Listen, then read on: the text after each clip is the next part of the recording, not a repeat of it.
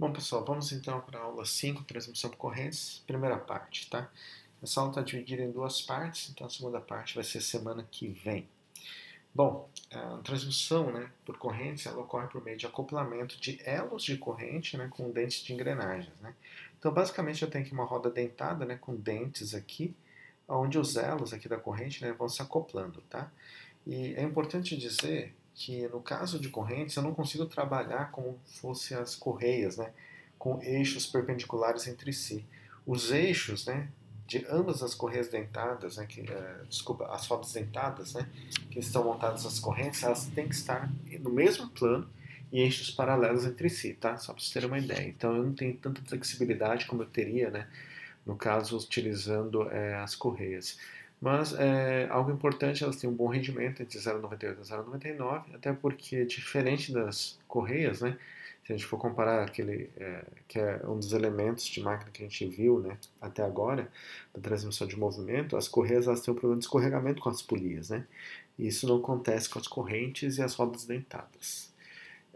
Aplicações da transmissão por corrente normalmente é usada quando você não pode utilizar correias, né? Isso tem uma influência muito grande, né, em relação à aplicação ao ambiente, né? Por exemplo, a umidade, vapores e óleos acabam degradando as correntes e podem também promover as correias, né? Desculpa, e podem também, né, provocar o escorregamento entre correias e polias, né, o que reduz o rendimento. E as correntes também são de muita utilidade quando a gente transmite, né, movimento entre eixos muito próximos. Então acaba substituindo trens de engrenagens intermediários, né, porque consegue trabalhar com como diríamos, uma redução maior, né, com rodas dentadas maiores ou menores, mas tudo isso muito próximo, né, usando correntes, ok? Bom, a corrente de rolo simples, duplas e triplas são os tipos de correntes, né, mais simples as de rolo. Elas são fabricadas de aço temperado, né? E as correntes de rolo são constituídas de pinos, talas externas e internas e bucha, né? Aqui a gente tem uma figura esquemática só para a gente verificar, né, o que é cada um desses elementos aqui, tá? Tem a roda dentada, né, que é a parte onde vai o contato, né? Os pinos, né, que vão dar a mobilidade, né, dos elos. A bucha, que na verdade vai ficar juntamente dos rolos, né, que é o número 4 aqui, tá? Entre o rolo, para poder conectar junto com os pinos, né, para poder movimentar. E a tala, né, que é a parte ali de fechamento.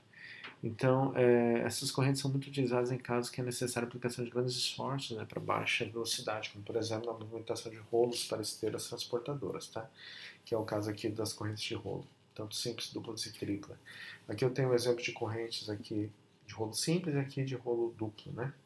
E aqui é o exemplo de fechamento, tá? Você pode fechar com cavilha, né, fechamento das correntes, né, tá? Ou travas elásticas, tá? Pode ter uma trava elástica, tipo um anel elástico aqui, né, que vai travar, ok? Esses cupilhas, né, e anéis elásticos, travas elásticas, vocês vão aprender melhor, né, em elementos de máquinas 2, ok? Mas são elementos de fixação.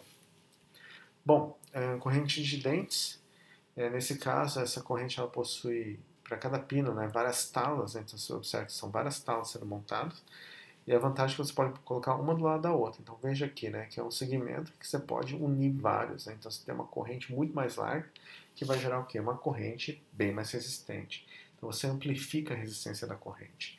Então, para casos assim, de movimentação de carga muito pesada, né, ela acaba sendo muito interessante a corrente de dentes. Corrente Gauss tem uma configuração bem diferenciada também, é muito boa para velocidades baixas e de capacidade de carga, tá? Eu tenho também aqui o exemplo da corrente mais simples, né, que é a corrente feita por cadeia de elos, onde você tem os vergalhões, né, redondos soldados, que são esses camaradas aqui, que é muito usado em talhas, né, em transportadoras. É a mais simples de todas, né? Então ela encaixa ali na roda dentada, né, esses elos aqui, né, esse com esse, por exemplo, né, e vai gerando a movimentação, tá? Então é uma das correntes mais simples, né, que a gente tem. O dimensionamento, pessoal, a gente tem que trabalhar com alguns elementos importantes. Aqui você tem o T, né, que é o passo, né, e alguns ângulos importantes também, tá? Então tem alguns diâmetros de divisão aqui, né, o 2 alfa, né, que é 360 graus Z, que é o número de dentes, e o ângulo dos flancos, que é o gama aqui, né, isso vai dar o ângulo dos flancos, né, o gama aqui. O diâmetro primitivo, né, que é o diâmetro onde vai iniciar o contato, tá?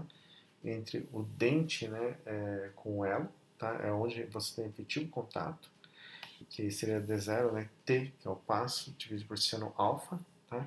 Isso vai me dar o valor, ok? Mas o alfa é igual a 180 dividido por Z, né? Que é o número de dentes, né? A gente colocado ali que 2 alfa, né? Igual a 360 sobre Z. Então eu posso trabalhar que D0 é igual a T sobre seno de 180 dividido por Z, que é o número de dentes.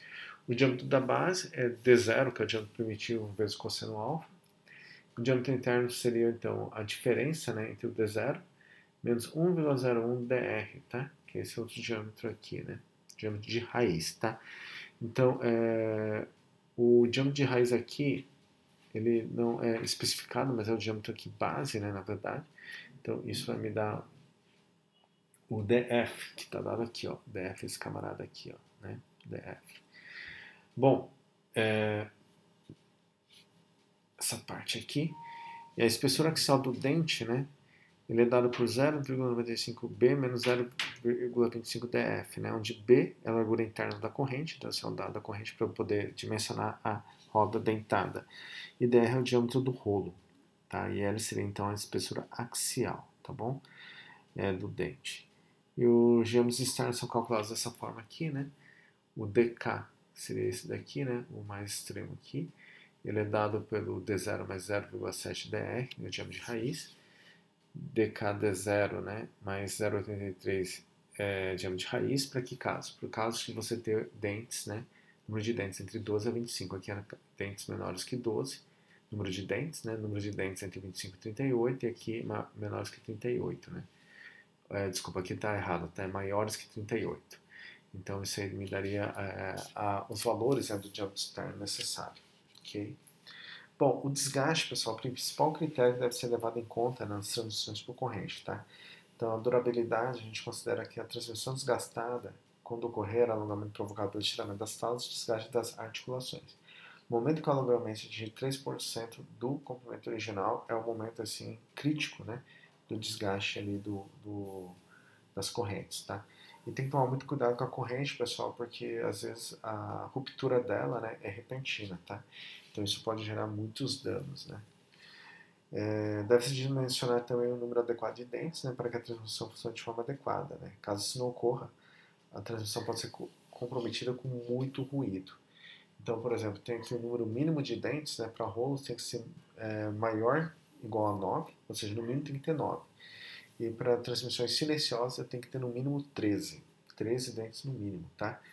E aqui o número de máximos, né, de dentes para rolos, né, seria 120 e para silenciosos 140, tá?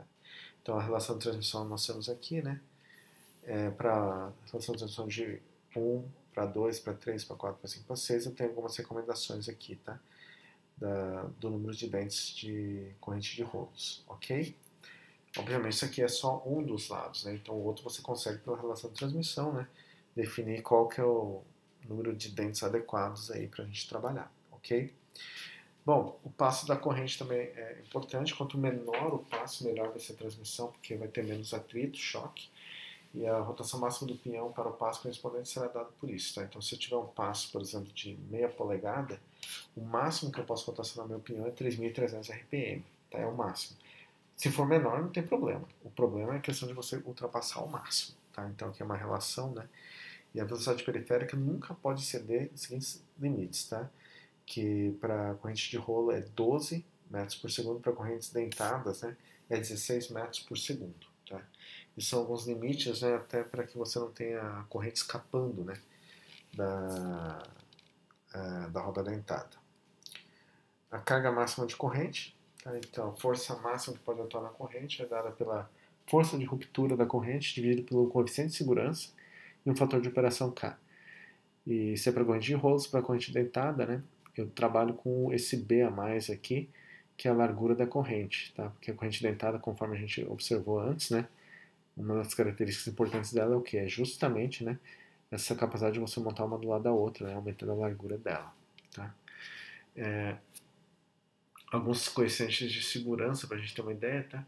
O RPM da engrenagem menor é dado aqui por 50, 200, 400, 600, 800. É lógico que vocês vão fazer uma aproximação, né? Dependendo do valor, se ficar em torno de 900, pode fazer uma interpolação também, né? Se assim preferir, ok? E aqui eu tenho para cada tipo de passo, então de rolos de meia polegada para 5 oitavos, né? Eu teria essa linha, 3 quartos de polegada em diante, até 1 quarto, e daqui de 1 a 1 quarto para 1 a meio, né? Eu tenho isso daqui, os passos, tá? Então, só para vocês terem uma ideia, né, de como que a gente trabalha. O fator de operação K é dado por essa equação, tá? KS vezes KL vezes KPO. Quem que são esses camaradas, né?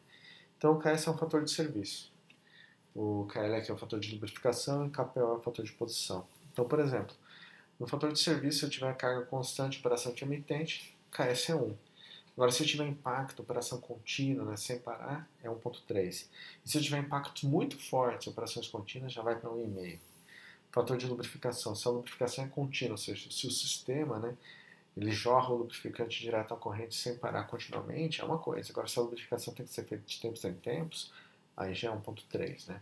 Repare que quanto maior o número K, né, mais assim, mais exigido está sendo a corrente. Fator de posição, KPO é igual a 1, né, quando a linha de centro de transmissão é horizontal, possui uma inclinação de até 45 graus com relação à horizontal. Agora, quando essa linha de centro de transmissão possui uma inclinação maior que isso, aí o KPO é igual a 1,3. Tem aqui a tabela número máximo de rotações também, então o tipo de corrente, número de dentes do pinhão, né? E aqui o passo da corrente, aqui vai ter então os valores de RPM máximo, tá? Para rolos e cilindros, as dentadas de 15 e 35, tá? Isso aqui são obtidos também em catálogos, tá, pessoal? Dependendo do fabricante, ele já dá essas tabelas para você definir. É muito parecido com aquilo que a gente fez, né, na aula anterior sobre transmissão de correias, quando a gente utilizou os catálogos da Gates. Distância entre centros, tá, em torno de uma estimativa. A gente faz a estimativa inicial, depois faz a correção para o real, tá? É muito parecido com aquela parte ali das correias, né, onde você tem uma distância de centro inicial, e depois você tem que ajustar por conta da correia padronizada que é disponível no mercado, cujo comprimento não é igual ao comprimento que você queria. Então, essa distância entre centros, a estimativa fica entre 30 a 50 multiplicado pelo passo da corrente, tá? Só para vocês terem uma ideia, seria um valor assim razoável, a partir de 30 vezes o passo até 50 vezes o passo. O número de elos, né, é dado pela essa equação y, né, que depende do C, que é a distância entre os centros, e o número de dentes, bem como também, né, o passo, tá? E aí você tem o número π também, né, que é a constante trigonométrica 3,14. Bom, Z1 é o número de dentes do pinhão, né, quando a gente fala pinhão e coroa, né? Agora a gente entra num outro conceito que é importante, pessoal, introduzir, que a gente fala dentes do pinhão para dentes do eixo motor, tá? E a coroa é da movida, tudo bem? Então aqui o Z1 é como se fosse o quê? O número de dentes da roda dentada movida, motora, né? E a Z2 seria da movida, ok? Então aqui ficaria a distância entre os centros correta. Por que acontece? Aqui, pessoal, eu defini o número de elos y. Só que quando eu pego esse número de elo y definido e jogo para essa equação diferente, me dá um outro valor de C. Esse valor de C ainda pode ser diminuído, né, de 2 a 5 milímetros para ajuste da transmissão, sem problema nenhum, tá? Porque você tem a folga das correntes, né, então você precisa ter como diríamos assim, né, se eu diminuir o centro, né, eu dou mais folga para a corrente para você poder montar. Aí depois como que eu faço então para deixar a corrente esticada, né? Aí eu tenho outros mecanismos, né, esticadores de corrente que eu posso acoplar, bem como esticadores de polia, tá? Isso aí vai ser um tema de um trabalho adicional que a gente vai falar mais para frente. A força na corrente, né, que a força tangencial é dada pela potência transmitida, né, dividida pela velocidade periférica da corrente, ou então pela duas vezes o momento, né, o torque, dividido pelo diâmetro primitivo da engrenagem. Essas equações você já conhece desde as primeiras aulas, né, geralmente de máquina 1, são as variações daquelas equações de força, potência, né, velocidade, velocidade angular e por aí vai. Bom, a velocidade da corrente é dada por essa equação, tá? Onde Z1 é o número de dentes do pinhão, que é dimensional, né, vezes o passo da corrente, vezes a rotação dividido por 60 vezes 100. Então isso vai me dar velocidade em metros por segundo, tá? Algumas informações técnicas, né? As soluções de corrente devem ser utilizadas somente em eixos paralelos, conforme a gente disse inicialmente, E a relação de transmissão máxima utilizada tem que ser menor ou igual a 10. Sendo que a faixa ideal, né, de acordo assim, com os testes, né, assim, a experiência de implementação é em torno de 6. Tá? A potência máxima que você tem conhecimento para transmitir até hoje por corrente é de 5.000 cavalos a vapor.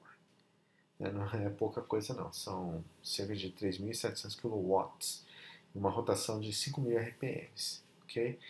Mas obviamente, né, a corrente, ela, por conta de impactos, né, choques e vibrações, né, você não consegue transmitir tanta rotação também, então tem que tomar muito cuidado com isso. Mas o que a gente tem de conhecimento são esses limites máximos aí. Bom, pessoal, obrigado. Então a gente encerra essa primeira parte, né, sobre correntes, e na próxima semana a gente continua então na parte de mencionamento do projeto, ok? A referência dos sites no canal também, no Mexe Máquina, e a gente se vê então para a próxima semana, e bons estudos e fiquem em casa.